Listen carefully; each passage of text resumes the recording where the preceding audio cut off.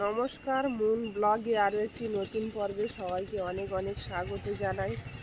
মুনকে টিউশনি ছেড়ে দিয়ে আজকে এই পথ দিয়ে যাব বাজারে। মুন ওই যে ঢুকে গেল, এই বাড়িটায় পড়ে, তো ওকে ছেড়ে দিলাম, দিয়ে যাব। মুনের বাবা তো অনেক ভোরে বেরিয়ে গেছে।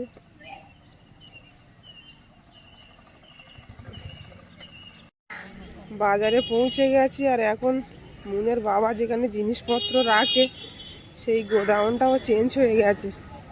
সেখানে এখন কয়লার দোকান করেছে, আর জিনিসপত্র রাখতে দেয় না।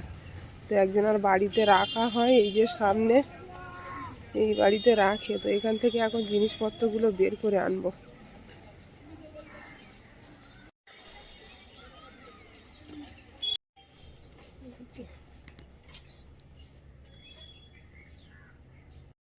আজকের বাড়ির নারকেল ডাব উঠেছে।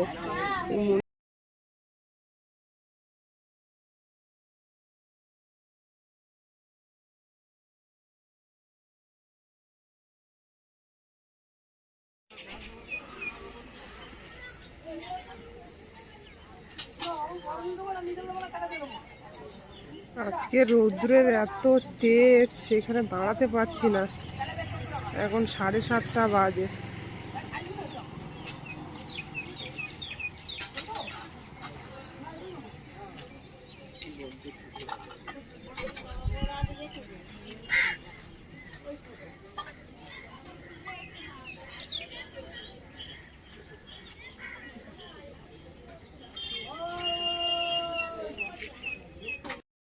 বেশ 1 ঘন্টার ওপরে দাঁড়িয়ে আছি, আর টানা রৌদ্র।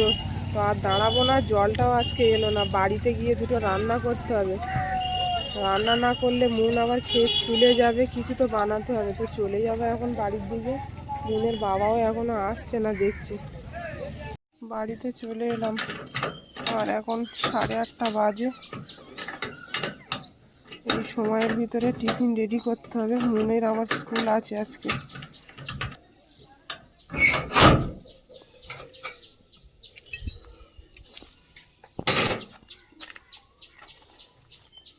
এখান থেকে জল ভরে নিয়ে পেঁপে গাছের গোড়ায় দেবো। জল আর দেওয়ার হচ্ছে না, গাছটা গোড়ায় শুকিয়ে যাচ্ছে গাছটা।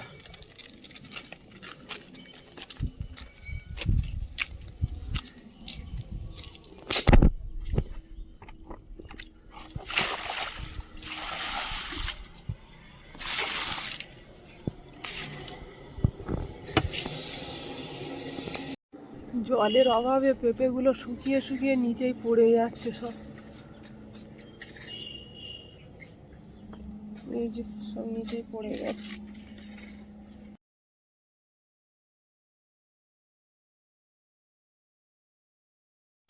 আলু ভাজা, আর এর সঙ্গে একটা ডিম ঝুড়ো ঝুড়ো করে ভেজে নিলাম একসঙ্গে। টিফিন রেডি করে বেরিয়ে পড়েছি, আর মুনকে রাস্তায় থেকে নিয়ে আবার বাজারে চলে যাব, কারণ তালা মেরে দিয়ে যাচ্ছি। ওর কাছে চাবি দেওয়া যাবে না, খুলতে পারবে না।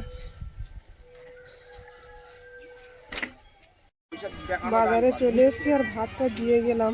মুনও এখনো বাড়ি যায়নি, এত সময় হয়তো চলে গেছে। দাও দেখি, দাও। তালা মারা ঘরে, মেয়ে এখনো বাড়ি যায়নি। মুন তালা মারা দেখে ওই পথ দিয়ে ঘুরে এলো। এসে মরিচগুলো কোনো রকমে বেছে চলে গেছিলাম বাজারে। এখন রোদে দেব, রোদ্রে দিয়ে কিছুক্ষণ রাখলে গুঁড়ো করতে সুবিধা হবে। মুনকে রেডি করিয়ে নিয়ে বেরিয়ে পড়েছি, আর ওর বাবা ফোন করেছিল, ও চলে আসছে বাড়ি।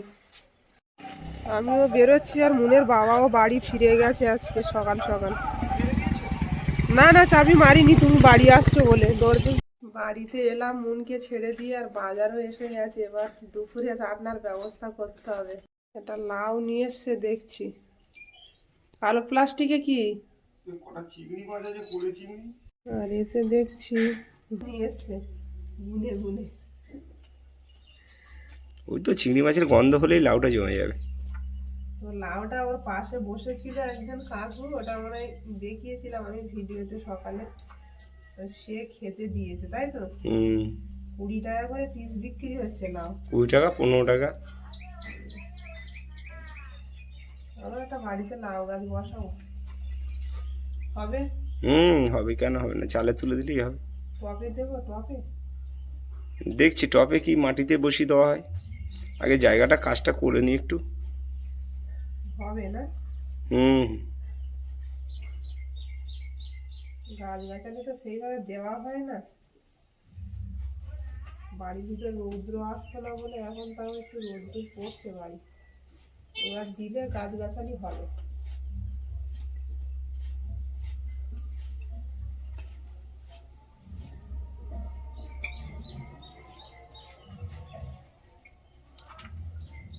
সবটা রান্না করবো না, বেশি হয়ে যায় বলো। যতটা খাবে ততটাই রান্না করো। লাউ শীতকালে যে কচি ভাবটা একদম থাকে সেরকম কিন্তু নয়, একটু ছিবড়ে ছিবড়ে মতো ভাব থাকে গরমে তো, আর জল টলও মনে হয় ভালোভাবে পায় না গাছে, যেমন একটা খসখসে টাইপের ভাব আছে। গরমের সময় লাউ খেতে মজা আসবে, লাউ কিন্তু ঠান্ডা একটা সবজি। হুম, ঠান্ডার দিনে তো একদমই আমরা লাউটা খাই না এখন। বাজারে ভালো চিংড়ি মাছ উঠেনি, ওই জন্য লাউ কাকার ওই দেরি হলো বিক্রি করতে, তাহলে চিংড়ি মাছ লোক কিনলে আগে তার কোনো লাউ কেনার চিন্তা ভাবনাটা করে। আমি কিন্তু লাউটা আগে থেকে ধুয়ে নিয়ে কাটছি, কারণ লাউ কাটার পরে ধোয়া যায় না, প্রচুর জল ওঠে, এমনি তো জল সবজি ভালো কচি আছে জানে, হুম, দারুণ। তোমাকে কি বলছি, ওই কাকার লাউ বিক্রি হয়ে যেত, হুম, বাজারে তো চিংড়ি মাছ নেই, আগে তো মানুষ গিয়ে বাজারে মাছ কিনে তার উপরে সবজিটা নির্ভর করে যে কোনটার সঙ্গে কোনটা হবে। একদম লাউ তো চিংড়ি না হলে জমেই না। তো বাজারে সেই হারে চিংড়ি মাছ আজকে আসেনি, ভালো মাছ আজকে আসেনি। নবদা এসেছিল না? না, নবদা কালকের ভালো চিংড়ি নিয়ে এসেছিল, খুব সুন্দর চিংড়ি নিয়ে এসেছিল।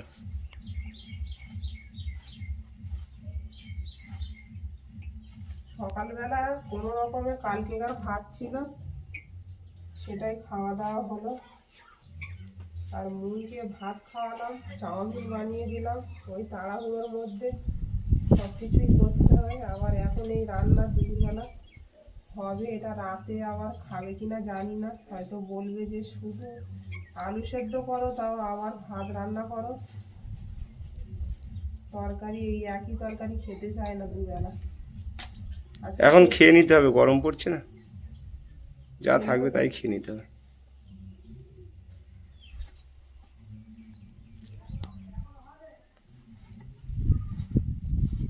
লাউটা ভালোই কচি আছে।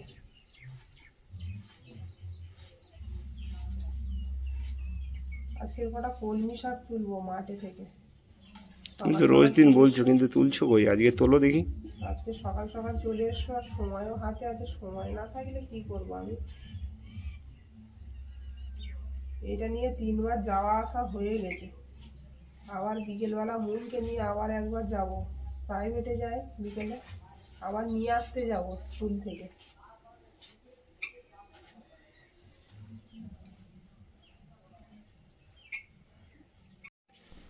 সবজি কেটে থুয়ে মানুষের দোকানে এসছি কিছু জিনিস নিতে, তেজপাতা শুকনো লঙ্কা নিয়ে গিয়ে তারপর রান্না চাপাবো।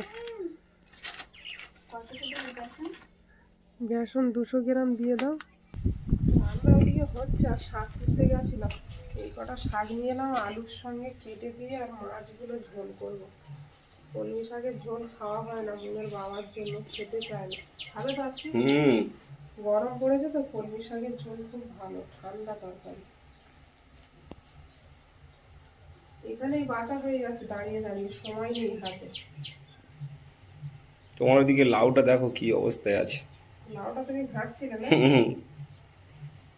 এরকম করতে হয় সবাই মিলে, বেছে নিলাম কোনো রকম। বাড়ির ধারে হয়েছিল একদম কচি শাকগুলো, তো একটা একটা করে না বাঁধলে এখন প্রচুর পোকা শাকের মধ্যে। এই কলমি শাক কুচে আলু দিয়ে চিংড়ি মাছ দিয়ে ভাজা খুব ভালো লাগে। ভাজার দিকে চলে গেল, আমি আনলাম ঝোল খাওয়ার জন্য, ঝোলটা অতটা পছন্দ করে না, কিন্তু এর যে কি উপকারিতা তুমি তো জানো না। এই গরমে তুমি করো না ঝোল। গরমের সময় বসে থাকো রোদ্দুরে, আজকে সব ঠান্ডা তরকারি রান্না হচ্ছে, লাউ ঠান্ডা, গরম পড়েছে, এই ধরনের সবজি খেতে হবে।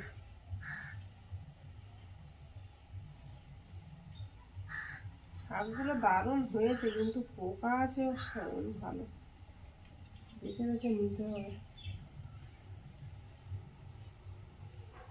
তুমি লাউটা দেখো আরেকবার, লাউ যেন জল না থাকে। হ্যাঁ, সিগন্যাল দিচ্ছে, কটা বাজলো? 12টার ঘন্টা পড়লো। আজ তো মাছ 10টার ভিতরে বিক্রি শেষ করে দিয়েছি। বন্ধুদের আজ কিছু কথা বলি। আমরা যে ভিডিও বানাই পুরো রিয়েলটাই আপনাদের সামনে তুলে ধরি, দৈনন্দিন জীবনযাপনের আগেও আপনাদের বলেছিলাম। তো এই ভিডিওর সমস্ত কাজ ফোনের সব আমাকেই করতে হয়, সব কাজ সামলে রেখে, যার জন্য আমি নির্দিষ্ট সময়ে ভিডিওটা ছাড়তে পারি না। তাই নিয়ে অনেক বন্ধু অনেক কমেন্ট করে, আমি বুঝতে পারি, কিন্তু আমার হাতে কিছু করার থাকে না। সব কাজ গুছিয়ে তবে আমার ভিডিও আপলোডে দিতে হয়।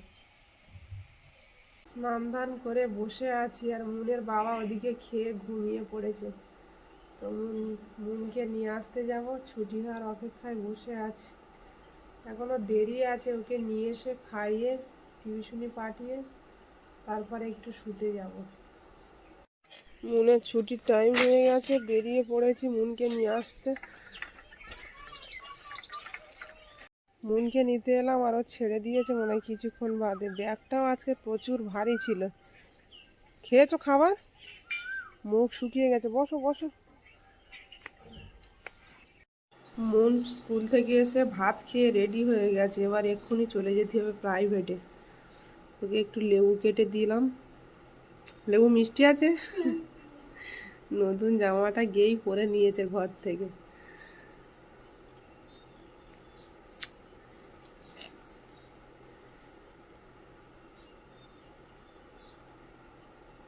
টক, এটা অন্য আবার লেবু। অন্য লেবু। দেরি হয়ে যাচ্ছে, আমি চলে যাচ্ছে। না, এখনো 4টে বাজেনি, ওগুলো সব খেয়ে নাও, আমি দিয়ে আসবো। মুনকে প্রাইভেটে ছেড়ে দিয়ে আর জেঠুদের বাড়ি এসছি। জেঠুর কাছে একটা সজনো গাছের ডাল চাইতে এসছি। আমাদের তো বাড়ির উপরে জায়গা নেই বিশেষ, তো এই ডালটা নিয়ে গিয়ে পুঁতবো আমার মেজদিদের জায়গার উপরে। আপনারা দেখেছিলেন, অনেক দিন আগে দেখিয়েছিলাম যে আমার দিদির ভাড়া বাড়ি আছে এখানে, তো সেখানে পুঁতে দেবো। ডাঁটা হলে খাওয়া যাবে, আর এই সময়টাই ডালটা পাওয়া যাবে, কারণ সবাই ডাল কাটে ডাঁটা পাড়ার জন্য। ওই জন্যই এসছি জেঠুদের বাড়িতে। এই যে জেঠুদের সজনো গাছ, একদম ছোট্ট একটা গাছ, আর ডাঁটাও বিশেষ হয়নি দেখছি, অল্প। এই হচ্ছে বসন্তের ফুল, গাছে ফুটে আছে, তো পাতা দেখা যাচ্ছে না, এত পরিমাণে ফুটেছে। আর অন্য সময় গাছে ফুল পাওয়া যায় না, এখন সবাই তুলেও এত ফুল গাছে। আর বিকাল নেমে এসছে, সবাই খেলছে মাঠে, বাচ্চারা।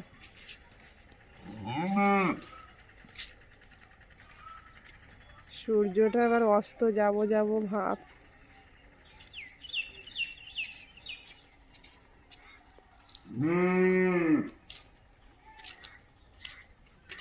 আর এই যে আমাদের এখানে হরিনামের প্যান্ডেল হচ্ছে, একদম বাড়ির থেকে কিছুটা দূরেই, কিছুটা বলতে 1 মিনিটের রাস্তা।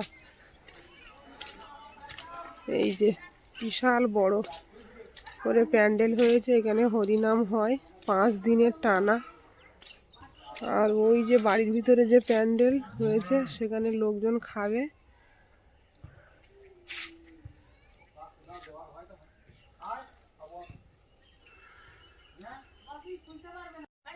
তো এখানে এসে একটু বসেছি, খোলামেলা জায়গা। আর পর্বটা এখানেই শেষ করব। পর্বটা যদি ভালো লাগে একটু কমেন্টসে জানাবেন, আর সবাই ভালো থাকবেন, সুস্থ থাকবেন। দেখা হচ্ছে আগামী পর্বে। নমস্কার।